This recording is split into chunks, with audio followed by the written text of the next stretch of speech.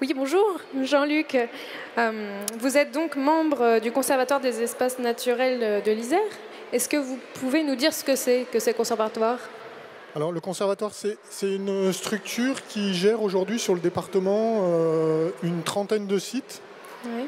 sur 800 hectares à peu près, et la majeure partie de ces sites qu'on gère, ce sont des zones humides, puisque l'urgence sur notre département, c'est préserver ces zones humides.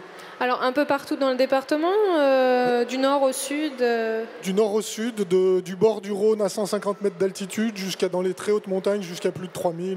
Donc vous gérez aussi des zones, comme on a vu dans Tout à fait. le film des Pyrénées, donc des zones de montagne, qui j'imagine ont des biotopes, enfin des populations tout à fait différentes. Tout à fait. Entre la plaine et la montagne, si on s'intéresse qu'aux amphibiens, par exemple, on a des amphibiens qui sont capables de rester en plaine et qui ne sont pas capables d'aller très haut. Et l'inverse, on a des espèces qui sont, comme on disait dans le film là, des espèces de montagne qu'on ne trouvera qu'en altitude. Quel est l'enjeu pour nous d'étudier les grenouilles? Pourquoi est-ce que c'est important finalement? C'est un animal parmi d'autres, c'est pas forcément l'animal le plus proche de l'homme. Pourquoi est-ce que c'est important d'étudier les grenouilles? Qu'est-ce qu'elles ont d'important pour nous? Alors, pour nous, tout est important. Une mouche, une grenouille, un léopard, toutes les espèces ont leur intérêt. Ça fait partie de notre patrimoine biologique, notre patrimoine naturel, au même titre qu'on a une tour Eiffel pour le patrimoine culturel. D'accord. Ces espèces sont intéressantes. Et en plus, en étudiant plus spécifiquement ces espèces, il y a des chercheurs qui ont découvert, en suivant une petite grenouille qu'ils avaient ramenée d'une campagne de terrain, posée dans un aquarium, et quand ils sont arrivés le lendemain matin, il y en avait deux. Il y en avait une grosse et puis une petite, le modèle réduit de la première. Et en regardant un petit peu ces grenouilles, ils se sont aperçus qu'au bout d'un moment, la grenouille ouvrait la bouche et il y en avait une toute petite qui sortait, une troisième. Ah bon? Et du coup, c'était une incubation qui se faisait dans l'estomac de la grenouille. Pas de tétard? Non, les têtards sont... En fait, les œufs sont pondus, sont gobés, et le tétard se développe dans l'estomac. Et ça a donné des idées à des médecins d'essayer de comprendre pourquoi l'estomac n'avait pas digéré le tétard. Et à partir de là, ils ont trouvé des molécules pour traiter l'ulcère de l'estomac. Ça veut dire qu'à partir des grenouilles, on est capable de faire des nouveaux médicaments, c'est ça ce que vous voulez dire? Tout à fait. Donc là, on a découvert un principe actif qui n'était pas connu, et c'est en étudiant cette grenouille. Si cette grenouille, comme la grenouille des Pyrénées, on ne l'avait jamais connue, on n'aurait pas pu utiliser ce principe actif pour préparer ce médicament. Donc quand on parle de biodiversité, on parle aussi potentiellement, c'est pour ça qu'on dit que ce sont peut-être nos médicaments de demain. Tout à fait. Par exemple, un des traitements du cancer, on utilise le Taxol. Le Taxol, c'est une molécule qui vient d'un arbre qui s'appelle l'if. Ah bon? D'accord. Et un des remèdes contre le cancer, c'est l'if. D'accord. Alors là, dans ce film, ils font une découverte donc, de cette grenouille jamais vue.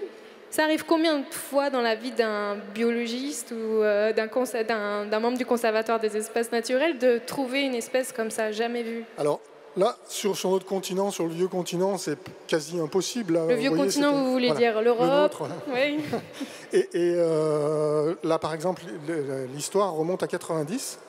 Donc ça veut dire que ça fait déjà 26 ans, on n'a pas de nouvelle espèce. Par contre, si on va dans des régions peu habitées, j'ai des collègues qui travaillent en Guyane par exemple, où là on trouve encore des nouvelles espèces. Mais chez nous, en Europe, c'est devenu impossible. Moi, j'ai modestement contribué à la découverte d'un ver de terre. Alors c'est beaucoup moins prestigieux qu'une grenouille. Mais tout aussi important. Mais voilà, plus on va se rapprocher des individus, des animaux petits, plus on aura des chances de découvrir des choses. Donc ça veut dire que pour les insectes, par exemple, il est encore possible de découvrir des nouvelles espèces en France. Par contre, pour les animaux plus gros, c'est quasiment impossible. Oui, les vertébrés terrestres, c'est devenu impossible. Et alors, on parle beaucoup dans ce film du ruisseau. Les zones humides, on en parle un petit peu dans les médias.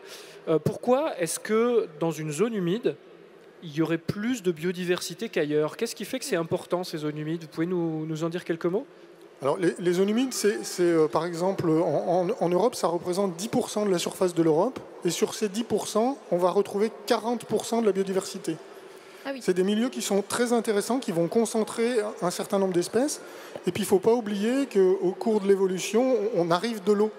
Les premiers êtres vivants sortis de l'eau, on est fait à 70-80% d'eau. Oui. Et les premiers êtres vivants qui sont sortis de l'eau ont colonisé la Terre. Et pour certains, ils y sont revenus. On voit dans le film, là, notamment le cincle plongeur, un petit oiseau. Oui.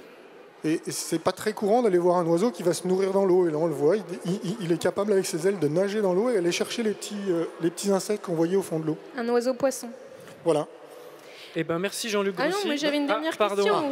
Vas-y, Marion. Quand même, je voulais savoir, quel est votre petit amphibien ou petit animal préféré? Alors, pour rester dans les amphibiens, je suis intéressé par... Ça fait une quinzaine d'années que je m'intéresse à un triton. Donc, c'est un petit peu le cousin de l'espèce de salamandre qu'on voyait dans l'eau. Oui.